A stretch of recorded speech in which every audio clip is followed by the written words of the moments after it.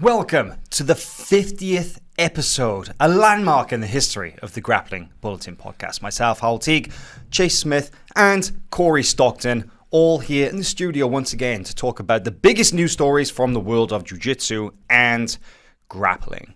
And we have the biggest news story of all that we're going to kick things off with, and this is the fact that the ADCC West Coast Trials, to give them the full proper name, the second North American trials that are due to take place in Las Vegas early in April, will be the biggest ADCC trials event in the history of all ADCC trials. That's a big deal, right? Yeah, I feel like we've been banging this drum, all of this trials process, this edition of the World Championships, but that's because it keeps growing. Yeah. I mean, we saw unprecedented numbers at the East Coast trials, Brazilian trials. We saw the same thing. And yeah, the momentum continues to grow. So it's really exciting for us to see actually the data come out and prove both that sort of the groundswell we're seeing on social media is also backed up by the rosters of these competitors here. The numbers don't lie. And we've been talking about it a lot, right? Yes, of course, that buzz around ADCC. And it's tangible, right, Corey? We've been talking about it, and you may have believed us, you may have not. But, the numbers... Corey believed you, I think. Do you believe me?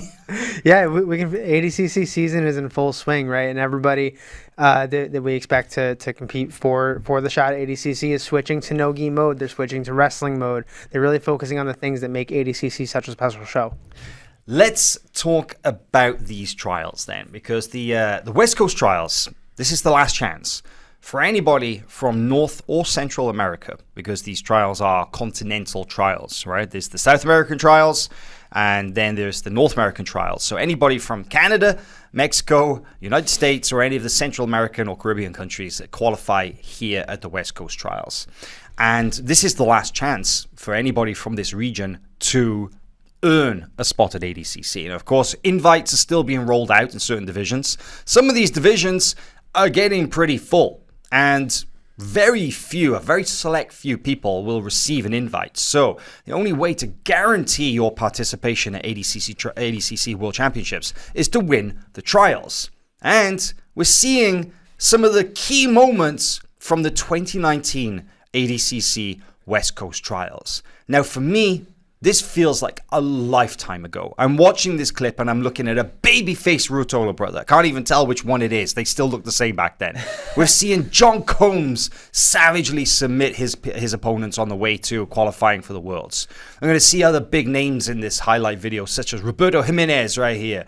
You'll see Josh Hinger. You'll see Simanda Levy. You'll see a ton of other big names who all confirmed their participation at the 2019 Worlds. And a lot has changed since then.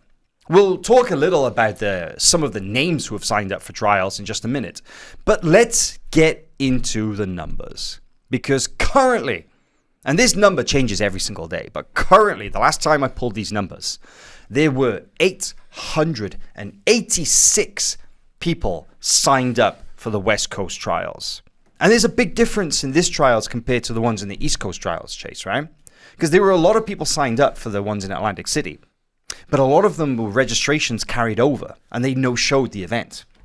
Yeah, that's absolutely correct. Plus, people who did compete and did not make it far enough to qualify, many of them are shooting their second shot here, their last shot. So they are definitely bigger than the East Coast trials. To run down a couple figures here, we have a jump from many divisions of over 50 to some seeing 100 more registrations per division. I don't know if you want to go through every line here, Hal, and talk about it. I think the best thing to say is this, is like right now,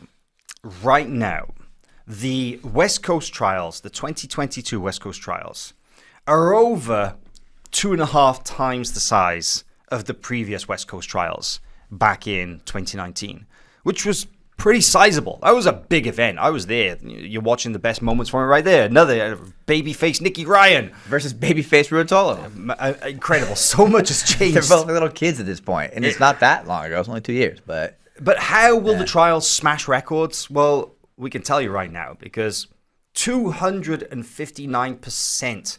That's the difference between this upcoming West Coast trials and that which took place in 2019. And the size of these divisions, they are monstrous. some of them are huge. The biggest division, which again may have already changed because registrations are still coming in. But the biggest division right now is the 77 kilo division. No surprise, that's always pretty much the biggest. And right now there are 232 people signed up in that division. That means that the winner may have to fight a total of 8 times to win gold. That's insane. And so, of course, over 2 days, for the first time ever, trials began back in October, I want to say, at the East Coast trials, but they started running trials over 2 days just because there are so many competitors. I mean, 8 matches is insane. So 8 matches in a day is insane. Yeah, that's a long, long weekend for those guys. But as we said before, the victor, the one who emerges victorious out of this, they're a monster. They're an absolute savage, because sometimes in the past, not so much with the North American trials, but in other places in the world, the trials winners kind of have a little bit of an unfair situation because they win trials, but then they go against the #1 seed, and that often is tough. Oh, yeah. These trials winners should be ranked among the most game, perhaps maybe even a favorite. Someone that claws through 8 matches of stiff competition is really putting the division on notice. I think that is a very, very good assessment because you're right. The trials winners will often be seeded lower than invites, right? Because the invited grapplers are usually those who have performed well in previous years and get invited back, or maybe they're previous champions from a few years ago. But I would like to see greater. Let's give it a different title, but I would like to see a little bit more justice, right? A little bit more equity for these winners of the Continental Trials, because winning this North American Trials is possibly going to be as tough, if not tougher, than winning the ADCC World Championships come September. So give that guy a high seed. He earned it, right, Corey? Yeah, absolutely. When you look at how many people are in this division, and we expect a lot of these divisions to have 8 matches to gold, right? In ADCC proper, in the World Championships, we're talking about, for the winner of every division, 4 matches across 2 days. Here we're looking at 4 matches a day for 2 days in a row. Now, granted, they're a little bit shorter rounds, but it's still, on top of all the technique and the skill, there's also going to be a lot of kind of attrition involved here. Do they make weight 2 days in a row at trials? No, I believe not. Okay. No, it'll just be the one weigh-in. But this is going to be as much about cardio as it will be about technique, right? It's a marathon. Well, that would be brutal if they had to cut weight twice after doing 4 matches the previous day. Yeah, it would. Oh man, that would be so gnarly. I mean, Mo Jassim, of course, the organizer for the trials in Vegas, as well as the upcoming ADCC World Championships. I mean, he said it straight. He said, and this was a very clear message, actually. I like this. To those competing at West Coast Trials, get ready to dig deep. Because there are high-level, big-name competitors signed up. And he said here that if you face one, go with the mindset that you're going to take them out. Shock the grappling world and blow your name up. And he highlighted a couple of people who may be going way back. Guys who either won trials or didn't win trials, but went to the ADCC Worlds and have built their entire careers off that. Marcelo Garcia, Eddie Bravo, Craig Jones, Lachlan Giles. He's just highlighted a couple of those as examples of what participating, not even winning ADCC, can do for your career. But winning trials, of course, is a big step towards that. Crucially, though, I think it's worth noting that Marcelo lost trials in 2003, as Mo mentions here. But he did well enough. I think he made the final, lost in the final, if I remember correctly. Came in as an alternate. It came in as an alternate. And such is the case for many athletes over the past couple of ADCCs. They've gotten the call-up, right? They've done well at trials.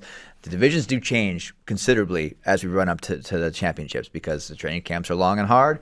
Injuries do occur. We also had the great pink eye outbreak. But it is true that even if you don't win trials, but you perform very well, enough for them to take notice of you, that should somebody pull out last minute, as has happened at every ADCC that I can think of for the last couple of editions, then it's usually those who hit the podium or those who kind of like second or third place at the ADCC trials. They're the ones who get the call up. That's right. So there's a big opportunity for anyone who performs well, like Mo has pointed out, to maybe get their name on the short list should things not go the way entirely at trials, let's say. So, speaking of the high-level, big-name competitors, shall we talk about some of the key names from these divisions. Let's hear some names. Let's do it. All right, let's start off, of course. We'll go in ascending weight order, starting off with the 66 kilogram division. And this is a loaded division, I've got to say. This is possibly one of the most competitive divisions of the entire tournament. Corey, how about you kick us off? Choose a name from this lineup, because we've bullet pointed about 10 names or so on our website, and you'll see it on screen now.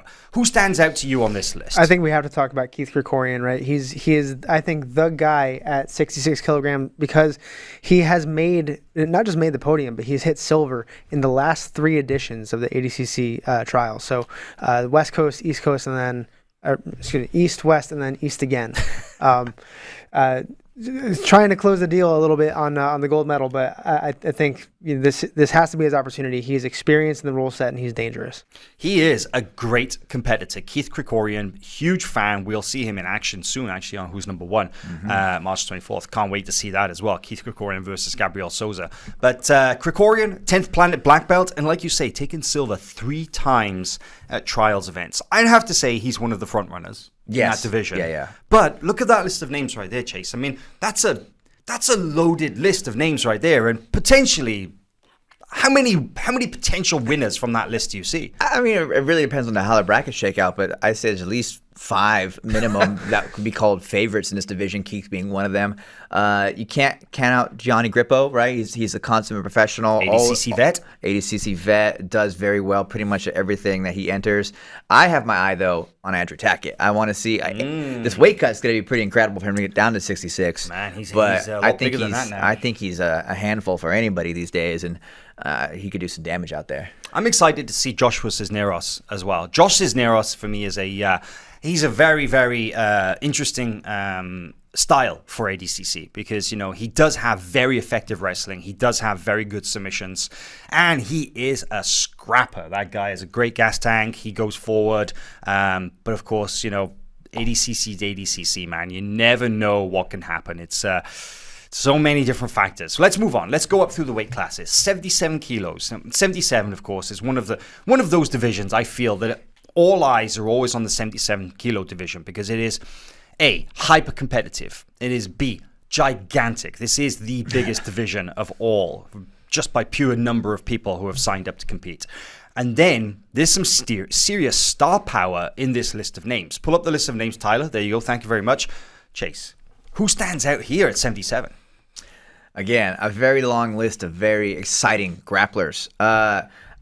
I like PJ Barch out there. PJ is a great combination of wrestler and submission grappler. Really fun to watch, but also I think has been refining his approach to various rule sets, right? We talked to him a little bit about when he competed at IBJJF, and he knew he had to make a commitment to learning those rules. So bringing that same sort of mentality to ADCC is crucial, right? Because the points are very, very different, and the scoring is in general hard. Yeah. It's hard to do. So I like PJ. I think he's got the experience and the skills to get it done. But he's another 10th planet guy as well. You got Keith right. and PJ both, leading the pack there in the 2 lighter weight classes. I mean, for me, I think point out the fact that you actually have from the final 4, you have 3 of the final 4 who made it to the final 4, at East Coast Trials are returning for West Coast, and those are PJ Barch, Cody Steele, and William Tackett. Tackett, of course, took silver. Cody Steele took 3rd place, and PJ Barch took 4th place. And all of them are back. And it, again, for me, depends very much on how this bracket plays out and the overall events of the weekend. But all 3 of those are very strong candidates to once again go very, very deep in this division. But I think people are excited to see the return of John Combs, of course, 2019 West Coast Trials winner with all submissions. Majid Hage, the people's champion, who now has been just growing a legion of fans based on his very, very submission-oriented style and his standout performances at both the East Coast Trials and the Brazilian Trials as well.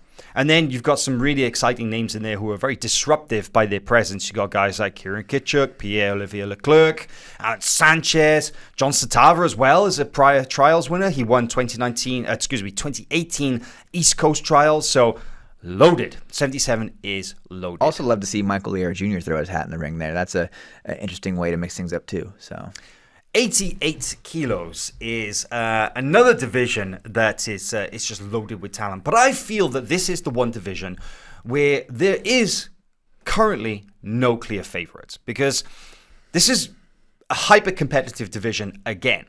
For me, it's going to be a bloodbath out there. This is the kind of division where you just know, like, guys are going to be going out left and right to submission, but who's going to win over who? It honestly depends on the day, because I'm looking at these names and no one name stands head and shoulders above all the others, but I'm predicting absolute carnage from start to finish. Very excited for the 88 kilogram division. Some very promising names who are definitely on the cusp of breaking through to do big things, but let's see.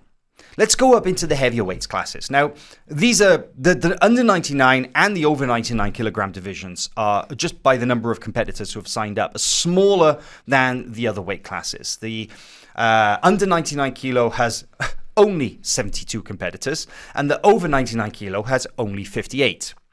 Those are still pretty big divisions. Massive divisions, yeah.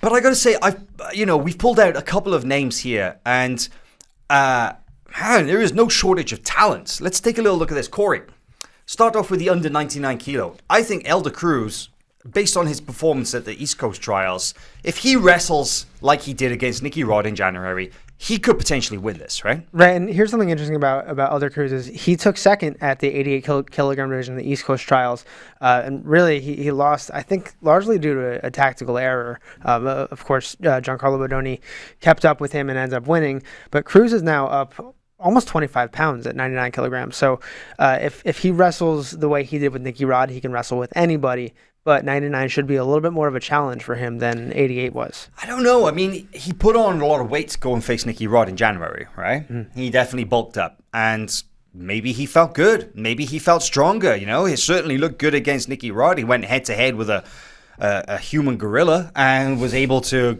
wrestle him. So I'm looking at the list of names who are also in that 99 kilo division. And you've got ADCC veteran Jared Dopp, ADCC veteran Elliot Kelly, Joe Dierkeising and Devontae Johnson, Devontae was gold, Joe was silver at the 2021 IBJJF No-Gi World Championships in the black belt divisions. And yet, I still feel like the brown belt from Checkmat, Elder Cruz, could potentially be the favorite in this division. I don't think that's crazy. In this case, it really is the wrestling that shines for Elder Cruz. And I think arguably the most important skill set for ADCC is wrestling. So crucial. Those two things go hand in hand with the way that he stacks up against the rest of this division. How do you feel about the, bring it up again if you wouldn't mind, please, Tyler, the over 99 kilogram division? A little lighter on talent, but what do you think? You got to watch out for Cal Bame here. I like Cal Bame for his submission savvy, right? He's pretty, let's say, relentless when it comes to that. Great leg blocker. Also has had his eyes set on ADCC for quite some time. To me, he is a strong candidate for gold here. They say he's physically very, very strong. We haven't seen that much of him. He only competed a handful of times in 2021. His most recent match was last September when he lost a decision to Kainan Duarte at the Who's Number One Championship. So I'm wondering how much the time off will have helped or hurt him. Maybe he took some time off to get back in the lab and work some specific things, or maybe the lack of activity might, affect him negatively. Remains to be seen. But Kyle Bame, definitely a big name to watch in that one. Let's move on to the women's divisions, because Corey, I don't know about you, but I am so excited for the under 60 kilogram women's divisions. This is going to be bonkers. It's so hard to pick a favorite in this division, given the depth of talent. Raquel Canuto, Tammy Musamichi, Brianna St. Marie, just to name a few, Natalie Hibero.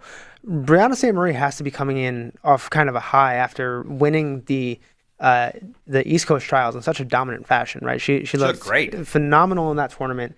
And I think she has to be coming in as the number one seed. And even maybe the favorite, even against girls like Tammy Musamichi, Raquel Canuto, Natalie Hibero. So Tammy is an ADCC veteran. I remember watching her do very well at 2015 ADCC. But of course, the ADCC is it's a different rule set, isn't it? And I'm looking at this list, and you've got black belt world champion Raquel Canuto. Alex Enriquez did very well. She took silver at the trials, I believe, losing to Brianna San Marie. And then you've got, you got black belt world champion Natalie Ribeiro from Checkmats. You got an interesting mix of styles in there. And yes, I would agree that Brianna St. Marie is possibly among the front runners in that division. But she's going to have to bring her A game. I say definitely among the front runners, possibly the front runner for me. But yeah, the competition's stiff. I just think that, like Corey mentioned, the confidence she has to have after winning the East Coast trials must be sky high. And so I think the more I look at this list, Tammy versus Brianna St. Marie is kind of a dream matchup. That's a really exciting match for me. Great to see Tammy going back out there and getting more active in competition, right? We saw her not so long ago at the WNO Championships, but back again here. Hey, she's going to be in her backyard as well, right there in Vegas. That's right. So it's there's over 70 athletes registered in the women's under 60. I want to say maybe close to 75. So yeah, that's a lot of matches there for them as well. And then, of course, the over 60 kilogram division. I feel that there's one name that really stands out, Kendall Rusing. Of course, she took gold at the East Coast Trials. And just a reminder that they did have the women's divisions in Atlantic City at the East Coast Trials. And the winners of those divisions, Brianna St. Marie in the lightweight and Kendall in the heavyweight, Tom DeBlas paid for the winners to then go on to compete at the West Coast Trials, because the winners at the East Coast Trials do not qualify. But Brianna and Kendall get their trip covered by Mr. DeBlas. Great. But the over 60, I'd say Kendall, definitely a heavy favorite for this division. But there's some strong names. And one name that you pulled out earlier, Corey, when we were just chatting about this and looking at the division, is that a lot of it could depend on the bracket, because Liz Clay and Kendall, they've got a pretty lengthy history. That's right. They've had a couple matches over the last year, as far as I can remember. Liz seems to have been getting the better of Kendall, but again, ADCC is a different rule set. It requires wrestling a lot more, and wrestling is Kendall's strong suit, where I don't know if I can say the same for Liz. She is more of a guard player, more of a submission-oriented leg locker. So if in that matchup in ADCC, if Kendall can play the rules to her favor, I see her winning that match. Amy Campo really impressed me as well at the East Coast Trials. She took silver to Kendall. Maggie Grindatti, of course, is a big name, very strong, very physical grappler from Fight Sports. Erin Harp, huge fan of Erin Harp, of course, and her performances on Who's Number One in this last year or so. Tara White, again, a very dangerous veteran, Katzengano. But there's one name who isn't on this list that I will highlight quickly. She signed up, is Helena Krivar. 15-year-old out of Cabrinha, Las Vegas. And you may have seen this young lady compete on the Fight to Win stage. She's very, very active, competes as often as possible, and usually struggles to find opponents because she's so good. She taps everybody out, and she just tapped out 2 opponents this weekend, including Jasmine Hosha at the recent Jits King promotion in Florida. And she may only be 15, but let's not forget that's how old Liz Clay was when she won her first trials. Yeah, it's wild to see. Definitely, she's been on probably close to 25 Fight to Wins. A lot. She's a very active competitor, has a ton of experience despite being 15 years old.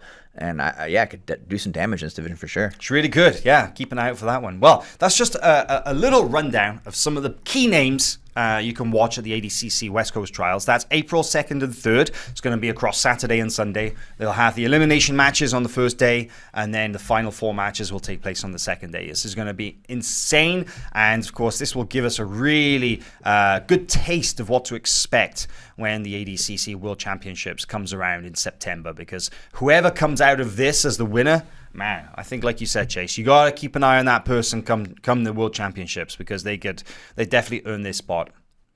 Cool. Well, let's one last thing to talk about trials, actually, and this is kind of something that I was just running the numbers. I've got access to the spreadsheet where we have all the list of competitors, and I was kind of taking a look at seeing who signed up.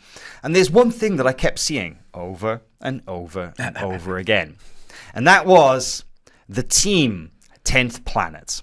And I did some filtering and stuff, and I was like, man, I wonder how many people are actually signed up to represent 10th Planet. And the answer is Excel wizard over here, filtered. The answer is pivot tables. A lot. There are no less than, the last time I checked, which was last night, could be more by now, 114 representatives from the 10th Planet Network who will compete at the ADCC West Coast Trials, and at least one in every single division. Now, 10th Planet, of course, Eddie Bravo's no-gi network, and they are all over the world at this point. This is some footage of inside the 10th Planet HQ in downtown Los Angeles with the 10th Planet founder, the system creator, Mr. Bravo, Edgy Bra.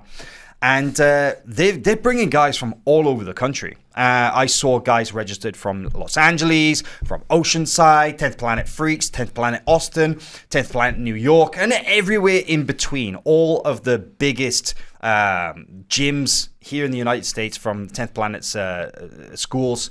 Yeah, you can expect to see them in action. Yeah, they really put their money where their mouth is, right? Eddie himself is credited ADCC as being the pinnacle of grappling, made his name there, and you can see from his devotees, from his team, his network, that they really hold that to be true, and you love that they're going for it, right? They don't just say it, but they send the numbers, they send the army, as you say. Here we have one of the standout competitors from 10th Planet, Gio Martinez there. This is his gym in Oceanside. Correct. These clips kind of bounce around from the various 10th Planet filming sessions we have. We have 10th Planet Oceanside here, then we have, I want to say Buena Park or Buena Vista with Keith Krikorian coming up next here. Right. So, yeah, huge network. And one thing I want to get into, maybe it's a little bit of a side conversation, but worth noting, of course, they're the biggest network of no-gi only schools. I mean, in the world. There really isn't another network nearly as large. No, and I think that's a really good point, because it's not uncommon nowadays to find jiu-jitsu gyms or teams that focus exclusively on no-gi. And yet, a couple of years ago, that was not the case. The only no-gi exclusive schools you would find were either 10th Planet or some like weird, goofy catch wrestling kind of style that, more often than not weren't particularly legit. But I would say that it's more than fair to say that 10th Planet did a lot in creating that culture, right, Corey? Yeah, and because of that, they, I feel like, have remained so much on the cutting edge. You can go back and read some of the old Eddie Bravo books where he talks about the value of wrestling and leg locks. And look what we're seeing now. These where he wrote them 10 years ago and talking about how wrestling and leg locks are going to be the next evolution. And here we are, kind of evolving out of that into the next thing. 10th Planet is always so tuned in to what's happening in no-gi that they picked up the buggy choke in the early phases of the buggy choke, and kind of this has been proceeding. Yeah, I love to see it. I got to say, I think that 10th Planet often receive a lot of undue criticism, because generally disruptive people will, right? Anytime you try to break the status quo, anytime you try to do something different, you try to forge a different path, the critics will come out and they'll take aim, the haters, so to speak.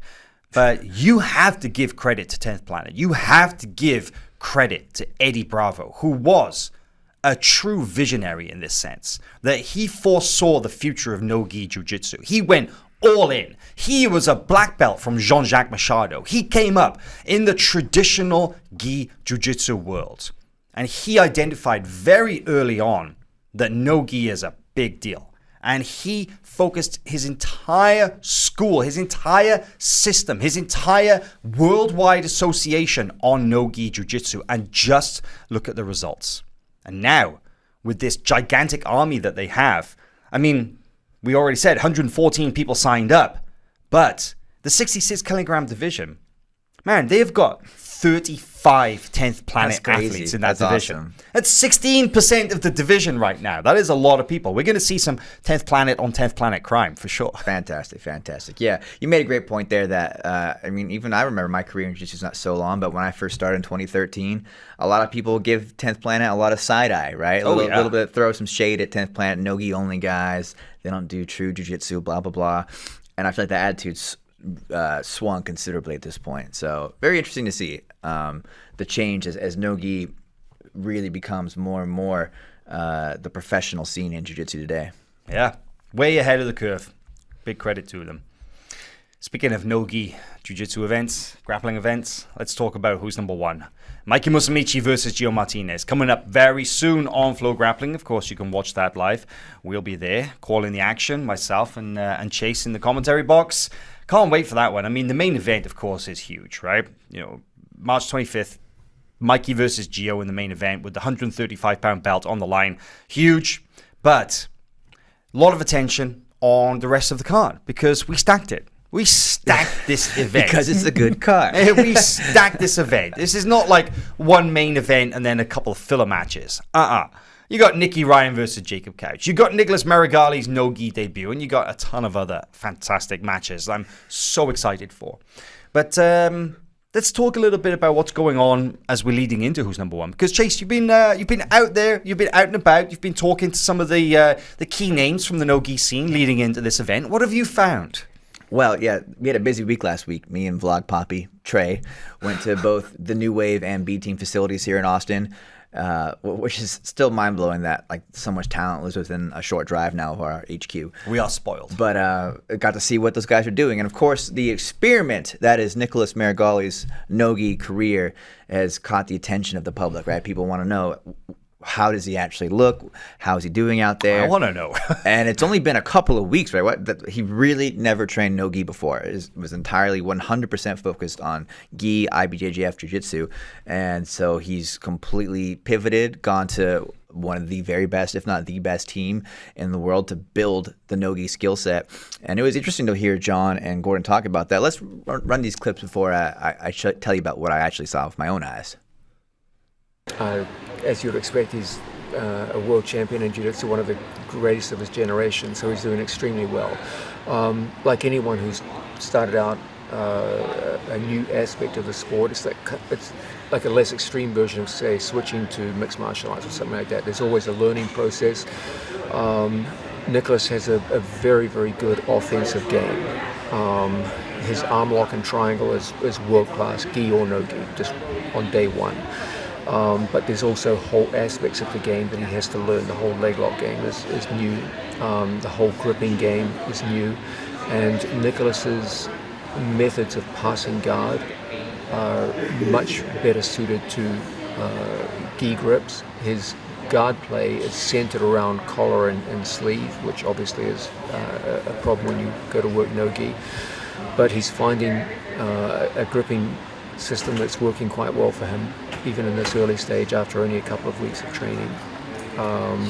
He has a world-class X-guard and Ashigarami, but now he's going to have to learn to modify their use not just for sweeping but also for leg locking and work with no-gi grips as well.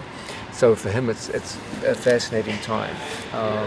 He's had some spectacular success with his arm locking skills. His closed guard looks sensational without the gi, but there's still aspects that need to be worked.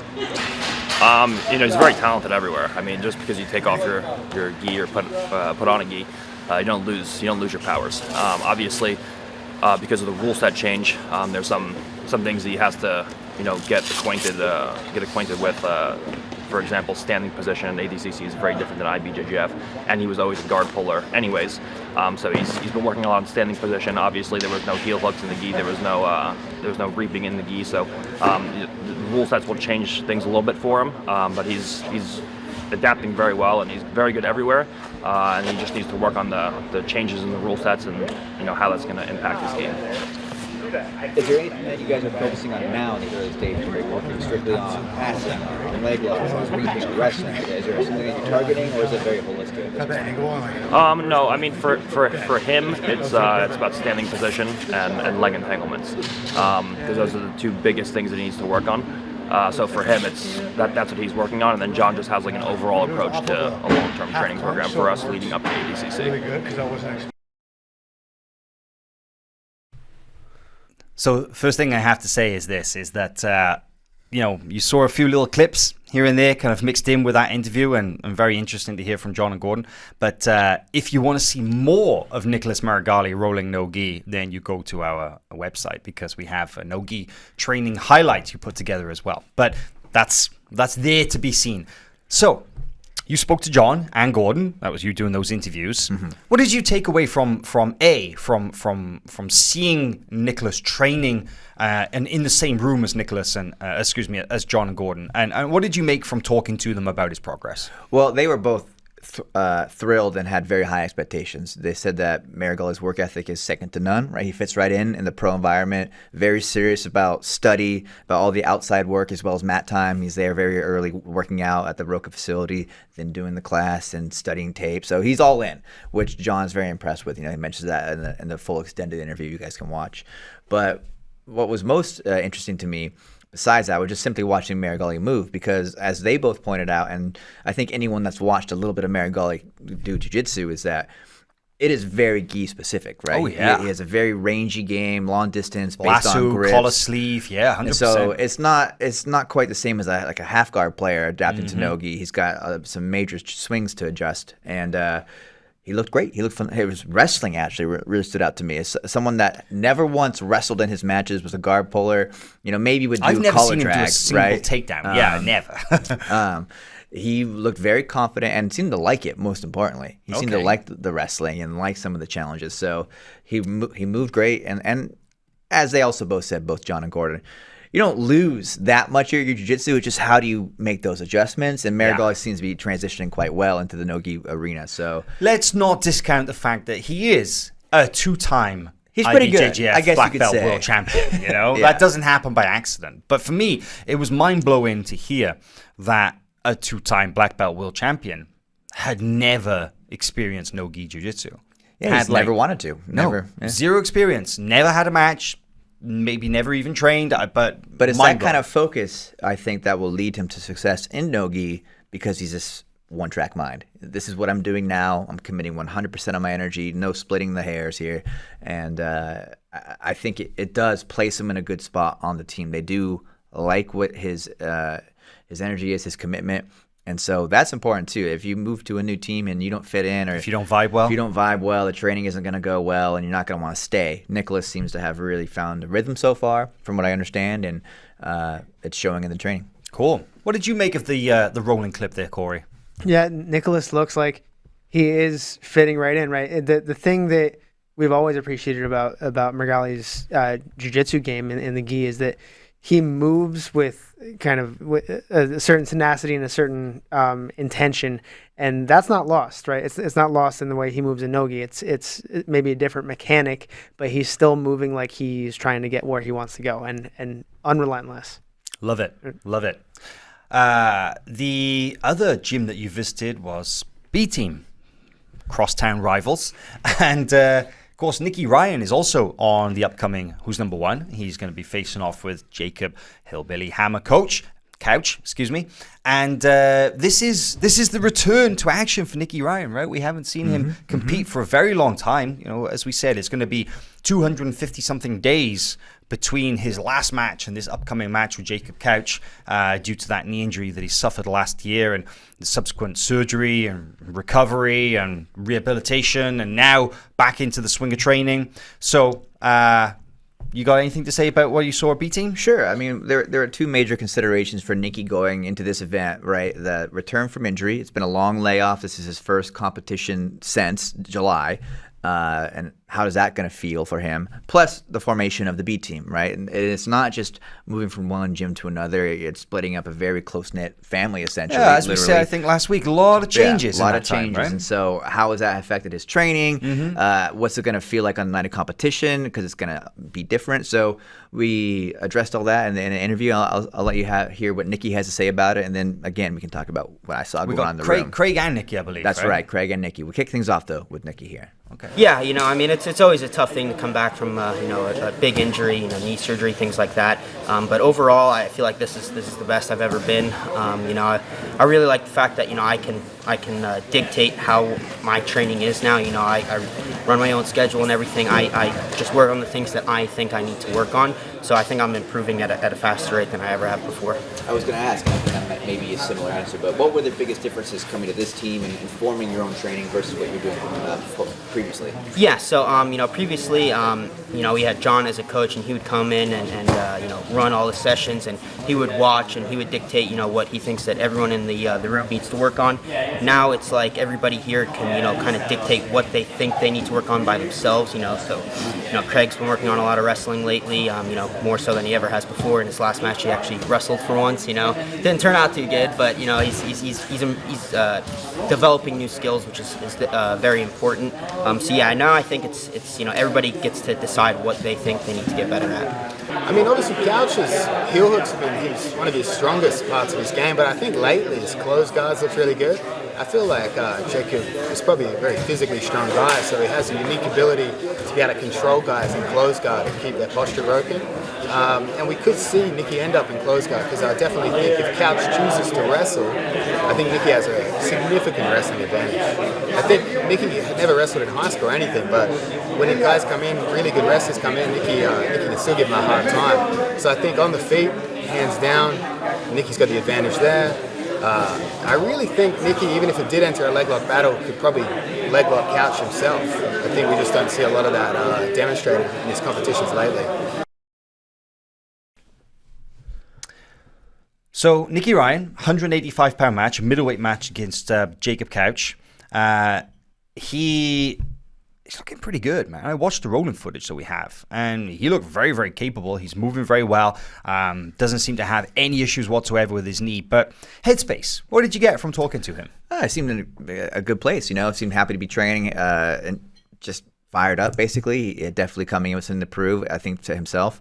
But again, the two vibes of New Wave and B Team are pretty different. I would say it's a very serious room at New Wave with John and Gordon, very focused. And I wouldn't say that they're not serious about training at B Team, but it's a little more lighthearted, let's call it, a little more, chaotic, maybe is the word I'm looking for. But still very professional. That's a 100%. tough room, right? They're two of the hardest rooms in the world, no doubt. Just a little bit different flavor, and it seems so far to suit Nicky, but let's see how it turns out in competition, right? What the results actually are. Yeah. One thing, though, that wasn't in this clip, but it is mentioned in the full interview, I asked Nicky, what's coming out this year? What's Nicky Ryan's latest technique and strategy? Because in 2021, it was the year of Nicky Ryan's wrestling, right? That's all we heard all year long was Nicky Ryan's been working on the wrestling, and he did show it off quite well throughout the year.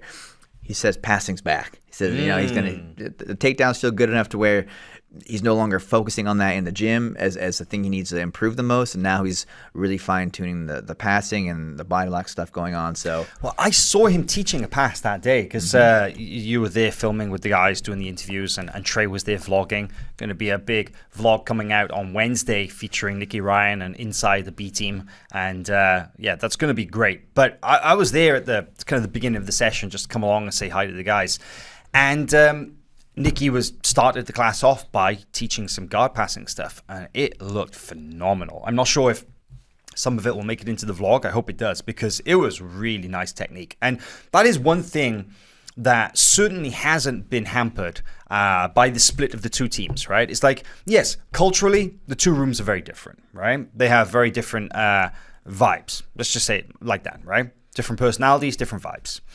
The training hasn't taken a dent. Very, very high level in both rooms. But they are very similar in the way that they run the session, that they instruct the technique, and the whole kind of like the flow of the class. Because, of course, everybody who's running B Team came up under Danaher. That's been drilled into them. So it makes sense that they carry that off into their own training now that they're running their own team. But I thought it was very interesting because there was a precision and a clarity to Nicky Ryan's communication when teaching that was very reminiscent of his prior teacher, John Danaher. So, yeah, well said, well said. Really, that is the crux of the setup now, is that they borrowed the framework from Danaher and applied their own sort of edge to it. So, yeah. Let's see how that goes. Who's number one? Tezos, who's number one, Mikey Musumeci versus Gio Martinez, presented by Fat Tire, takes place on March 25th in Dallas, Texas. Tickets are still available if you would like to go and watch it live. Of course, you can watch live or on demand. The first 3 prelims will be free on our YouTube and Facebook. And then the main card, including the no-gi debut of Nicholas Meregali, matches between Heisem Reader and Elder Cruz, Jesse Crane, Tammy Musumeci, Dante Leon versus Mika Galvão. Only available on FloGrappling.com. Can't wait for that one. Of course, we have more upcoming events here on FloGrappling. Pretty much every weekend we have a major jiu-jitsu or grappling event worth watching. Yeah, it's going to be an insane spring, by the way. Like the next 5 weeks are just bonkers. So we have Who's Number One, we have ADCC trials, and we have IBJJF Pans in very quick succession. 3 major events in the space of 3 weekends. But let's talk a little about an event coming up this very weekend, March 12th in Atlantic City, New Jersey.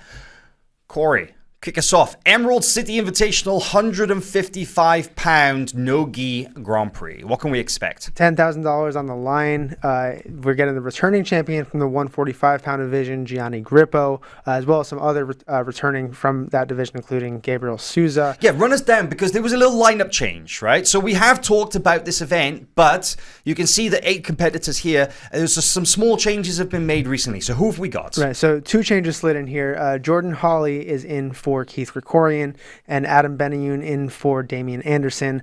Also, Gabriel Souza, Gianni Grippo, John Calistine, Pedro Serrano, and Josh Cisneros, as well as Kieran Kachuk, who now 2 weekends ago won the qualifier. So this is, as you said, $10,000 winner takes all EBI rules tournament, correct? Correct. EBI rules format, 10 minutes with overtime. Love it. We'd love to see it. So I'm wondering if they're going to unveil the mollywop rule here, right? Because this is something that you brought to my attention just a couple of weeks ago. I never even knew this existed. I think this actually is a new thing in EBI rules, because there has always been a lot of criticism about EBI rules in that, well, some people, all they do is they just hold on, they do nothing but defend until the regulation period is over, in the hopes of hanging on and get into an advantageous position. Because in the EBI rules overtime, you can of course elect to choose to start in either the back or in the spiderweb, aka the arm lock attack. And well, it was at the Finishers tournament recently, I believe, explained to us that there was a new development, a new rule which was introduced that is designed to combat that strategy, correct? Right. So I think this may be exclusive to the Finishers tournaments, but I hope that if the other EBI tournaments have not adopted it yet, that they will soon. Essentially, any match that should go to overtime, but really, if you watch the match, you know one person dominated the whole match and the other guy kind of held down and rode out to try and get to overtime. If it's a clear domination, that's mollywop. The guy who dominated the other guy wins without having to go to overtime. I love the development. I think it does kind of take away from, in my mind, the biggest criticism of the EBI format. Well, hey, nobody wants to see anti-jiu-jitsu, right? I'm a big crusader against anti-jiu-jitsu. We're not fans of it here at FloGrappling.com, right? And I feel that this is an initiative designed to promote action, right? Yeah, I mean, I think every jiu-jitsu promotion is on the search to find the athlete with the best jiu-jitsu should win, right? That's their challenge. How do we have the player that enacted the best game? How do we make sure that they win? And of course, competitors and coaches always find a way to try and subvert the rules and win at all costs, including maybe doing anti-jiu-jitsu. But this is one way that maybe they're addressing that. So I think it's great, because the person who gets, who smashes the other guy, well, they should win. They shouldn't have to do the OT round. So yeah, I think it's great. I like it. I like you said, if it is only right now being used by the Finishers crew, then hats off to those guys for coming up with it. But I'd love to see other EBI rules organizations adopt that. I think it's fantastic.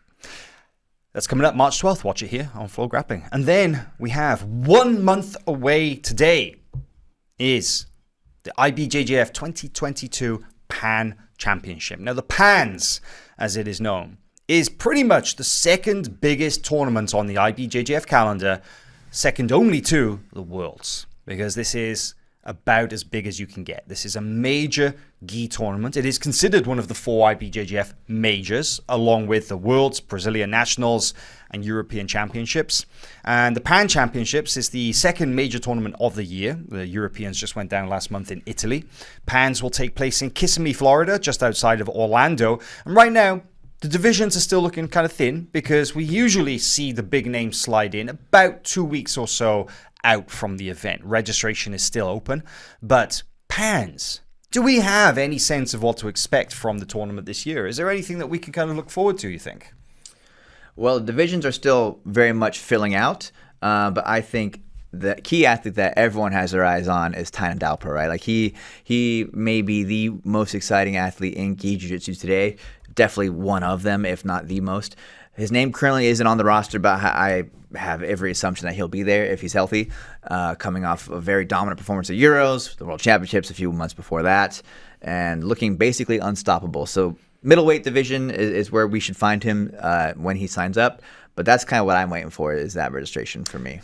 Yeah, I mean, he is the pound-for-pound #1 gi player in the world today, and with good reason. I think that Tynan Dalper is a phenomenal talent, and as you said, results speak for themselves. You know, winning the Pan Championships in September last year, winning the World Championships in December, winning the European Championships in February.